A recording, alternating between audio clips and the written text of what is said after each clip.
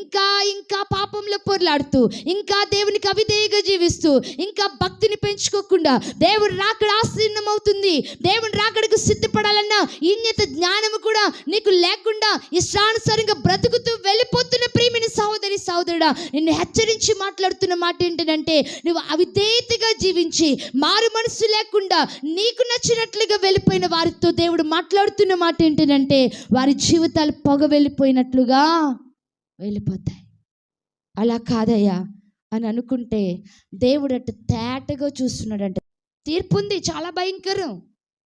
చాలామంది ఏమి లేదులే, దేవుడు కరుణామయుడులే, దేవుడు ప్రేమిస్తాడులే, దేవుడు క్షమిస్తాడులే, ఎలా అయినా బ్రతికేసి చివరి క్షణంలో చచ్చిపోతున్నానుగా దేవుడు క్షమించంటే దేవుడు నన్ను చేర్చుకుంటాడు అన్న భ్రమలో బ్రతుకుతున్నారు చాలామంది. కాదు ప్రియమైన సహోదరి సహోదరుడా, దేవుని హెచ్చరించి మాట్లాడుతున్న మాట. పరిశీలన చేస్తున్నాడు ఆయన. మన హృదయ రహస్యాన్ని పరిశీలన చేస్తున్నాడు. మన తలంపులను ఆయన ఎరిగి ఉన్నాడు. మన యొక్క ఆలోచన విధానాన్ని ఆయన ఎరిగి ఉన్నాడు. మన యొక్క జీవితాన్ని ఆయన ఎరిగి ఉన్నాడు. మనం ఎలా బ్రతుకుతున్నామో ఆయన ఎరిగి ఉన్నాడు. ఆయనకి సమస్తము తెలుసు.